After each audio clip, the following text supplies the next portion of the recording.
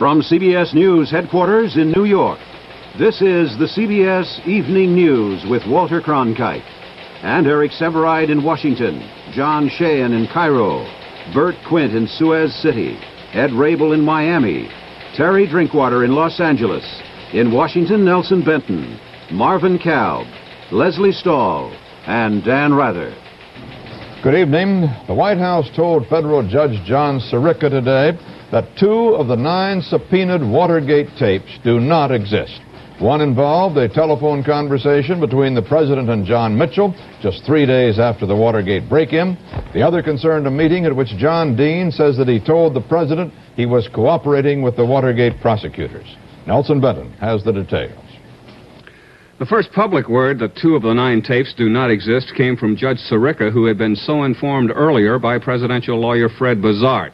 Bazart then giving additional details in the hearing that the June 20th telephone conversation between the president and John Mitchell went through a phone in the presidential residence that was not hooked into the recording system.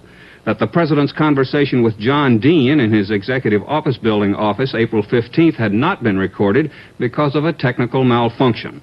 The White House lawyer called Secret Service technician Raymond C. Zumwalt, who designed and supervised the recording system. Zumwalt testifying that a timing device switched on a backup recorder in the president's EOB office to ease the need for a technician changing the tapes at night. Telling the court today was that the switchover did not occur because of reliance on the automatic feature.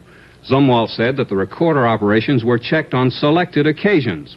A somewhat different account from that given by former presidential aide Alexander Butterfield, who first revealed the taping procedure to the Senate's Watergate Committee. Yes, they were checked at least daily. They were, I think some were used more frequently than others. Of course they were. The Secret Service knew this. They made sure that they were checked periodically and sufficiently too. John Mitchell's account of the June 20th, 1972 telephone conversation to the Senate Watergate Committee, one of the missing tapes, was brief.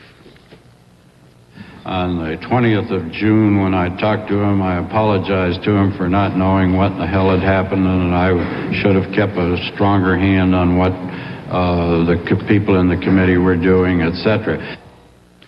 The April 15th meeting with John Dean was the one that Dean had testified he thought had been recorded, that he thought the president was talking for someone else's benefit. The president almost from the outset began asking me a number of leading questions, which was somewhat unlike his normal conversational relationships I'd had with him, which made me think that the conversation was being taped and a record was being made to protect himself. Archibald Cox said that he had been seeking another official record of that meeting before he was fired. Well, the subpoena covers not only the recording of the actual conversation, but the belt or tape, I believe to have been dictated by the president immediately after the conversation, setting forth his recording of what it came to.